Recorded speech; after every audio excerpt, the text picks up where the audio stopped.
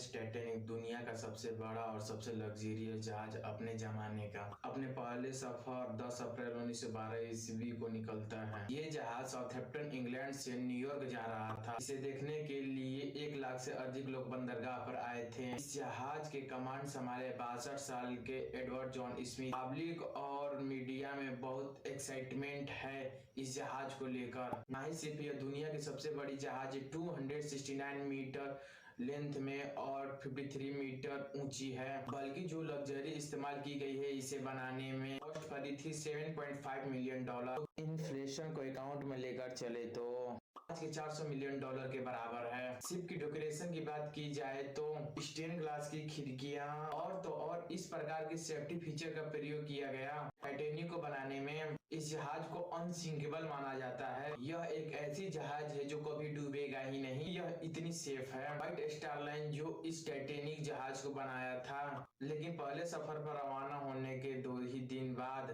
12 अप्रैल 1912 ईस्वी को टाइटैनिक को अपनी पहली आइस वार्निंग मिलने लगी। यानी जिस अटलांटिक ओशियन पर तैरकर ये टाइटैनिक अमेरिका की ओर जा रही थी, वहां पर बड़े बड़े बर्फ के पहाड़ मौजूद हैं। आइसबर्ग जो खतरा है इस जहाज के लिए, वार्निंग कोई अनयूजुअल चीज नहीं है। समुद्र से गुजरने वाले जहाज अक्सर अपने आसपास के जहाजों को रेडियो के थ्रू कम्युनिकेट करके बताते रहते हैं समुद्र के इस एरिया में बर्फ है, ध्यान से आगे बढ़ना।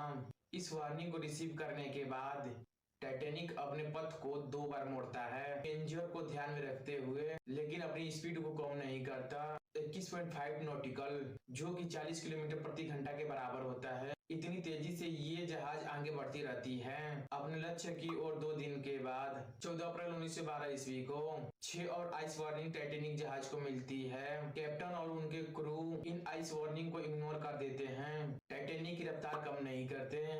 14 अप्रैल 1912 ईस्वी को धीरे धीरे सूरज ढल जाता है, रात हो जाता है, तापमान नीचे गिरता है। इस रात के बारे में खास बात यह है कि चांद बाहर नहीं आता है, बिना मून के मूनलाइट नहीं थी, विजिबिलिटी बहुत कम थी रात को। जहाज के ऊपर एक क्रू नेस्ट होता है जो काफी हाइट पे होता है। यहाँ पे किसी को बैठा कर रखा जाता है हमेशा, ताकि जहाज के सामने क्या आ रहा है नजर रखते रहे, कोई बाधा तो नहीं है। 2 बंदा इस जगह पे बैठा था, उसे बहुत ठंड का सामना करना पड़ता है। बहुत तेजी से ठंडी हवाएं बह रही थी। बात है रात के 11:39 पर फ्रेडरिक फिल्म नाम का बंदा क्रू नेस्ट पर बैठा था। ये अचानक से देखता है आइस का पहाड़ आ गया। जल्दी से 3 बार घंटी बजाता है ताकि नीचे बैठे लोग सुन सकें। फिर फोन से खबर दी, सामने हमारे एक आइसबर्ग है, जल्दी से जहाज को मोड़ो। ऑफिसर विलियम ब्रिज पर बैठे हैं, इंस्ट्रक्शन देते हैं जहाज को लेफ्ट की डायरेक्शन में मोड़ो। बहुत लेट हो चुका था। 1 मिनट बाद 11:40 जहाज जाकर आइसबर्ग से टकरा गई। ये आइसबर्ग कोई छोटा मोटा आइसबर्ग नहीं है, लेंथ में 200 बाई 400 फीट, ये हाइट में क्रू नेस्ट जितना आ रहा था। वैज्ञानिक का एस्टिमेट है कि आइसबर्ग का वजन 1.5 मिलियन टन। आइस के साथ टकरा टाइटैनिक जहाज के फ्रंट साइड करीब 10 सेकंड तक जहाज आइसबर्ग के साथ घिसकता चला गया। बहुत बड़ा डेंट पड़ गया। इसकी वजह से मेन बॉडी में छोटे छोटे होल्स हो गए। टकराव के कुछ समय बाद कैप्टन स्मिथ शिप के आर्किटेक्चर थॉमस तुरंत पहुंचे देखने के लिए कि कितनी क्षति हुई है। इस इफेक्ट की वजह से देखा तो इन्होंने रियलाइज किया कि इन्हें लगता था ये जहाज अनसिंकेबल है, ये जहाज कभी डूब ही नहीं सकता। दूसरी जहाज की तुलना में इस जहाज में 2 बड़ी सेफ्टी फीचर थे, इसीलिए ऐसा माना जाता था। पहले ऐसे सेफ्टी फीचर की बात की जाए तो इसमें हल लगा था, अगर नीचे से एक भी लेयर टूट गई दूसरा लेयर बचा लेगा। दूसरी सबसे बड़ी फीचर की बात की जाए तो पूरी शिप की मेन बॉडी में जो हल है उसे 16 अलग अलग वाटर टाइट कंपार्टमेंट में बटा गया। 16 में से 4 कंपार्टमेंट पानी से भी भर जाएगा तो जहाज तैरते रहेगा।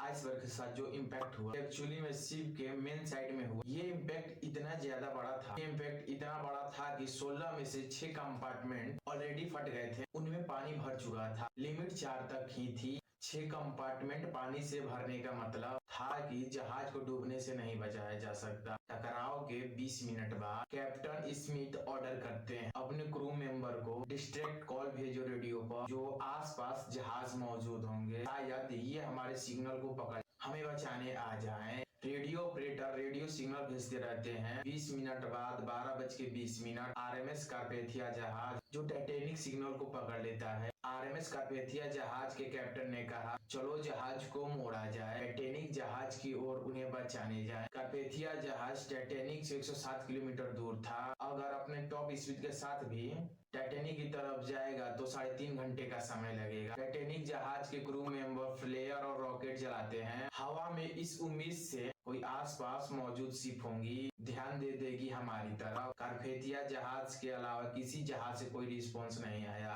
इसी बीच कैप्टन ऑर्डर देते हैं पैसेंजर को एविकेट किया जाए। शिप में मौजूद लाइफ बोट के इस्तेमाल करके प्रोटोकॉल के अनुसार बच्चे और औरत को पहले जाने की।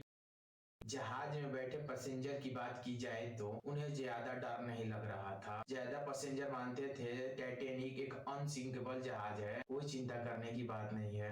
पहली लाइफ बोट नीचे उतारी गई। उसमें 65 लोग की जगह थी, केवल 28 लोग बैठे थे। आधी लाइफ बोट खाली थी। समय के साथ धीरे धीरे एक के बाद एक कंपार्टमेंट पानी से भरने लगा। धीरे धीरे पैसेंजर रियलाइज करने लगे कि ये जहाज डूब जाएगा। जब पैसेंजर को रियलाइज हुआ, जबरदस्त भीड़ हो गया और इधर उधर भागने लगे। रात के 1 बजे तक इतना पानी भर चुका था, जहाज के आगे का हिस्सा पानी के अंदर डूबने लगा। इसकी वजह से पीछे वाला हिस्सा ऊपर उठ गया। जब जहाज टिल्ट हुआ तो हड़बड़ी मच गई। एक दूसरे के साथ लड़ने लगे लाइफ बोट में बैठने के लिए। प्रॉब्लम यही थी कि लाइफ बोट की बहुत सख्त कमी थी। सिर्फ 20 लाइफ बोट थी। एक दूसरे के साथ लड़ने लगे लाइफ बोट में बैठने के लिए। इसमें सिर्फ 1200 लोग ही बैठ पाते हैं। इस जहाज में 2200 से ज्यादा लोग बैठे थे। रात के 2:05 पर आखिरी लाइफ बोट टाइटैनिक जहाज से उतारी गई। जहाज में 1500 लोग मौजूद थे। 20 कियोस्क के बीच कुछ लोगों ने उसके बाद करीब 11:15 पे रात के लिए कैलिफोर्निया जहाज के रेडियो ऑपरेटर ने रेडियो बंद कर दिया। कैलिफोर्निया जहाज रात के लिए रुक गया। रात के करीब 12 बजे के रिपोर्ट किया जाता है कैलिफोर्निया जहाज के क्रू मेंबर मौजूद थे। रॉकेट को देखा था जहाज से निकलते हुए। अपने कैप्टन को इन्फॉर्म किया था, जो कैलिफोर्निया जहाज के कैप्टन थे। कोई डिस्ट्रैक्ट सिग्नल नहीं है। उस जहाज में अमीर लोग पार्टी कर रहे होंगे। जब टाइटैनिक जहाज डूबा था, इस जहाज को पानी के अंदर ढूंढने में 72 साल से ज्यादा का समय लग गया। सिर्फ 1 सितंबर 1985 ईस्वी को टाइटैनिक को समुद्र में ढूंढा। समुद्र के नीचे 3.8 किलोमीटर नीचे जहाज 2 भागों में टूटा हुआ मिला। जहाज के दोनों मलबों के बीच की दूरी 600 मीटर थी।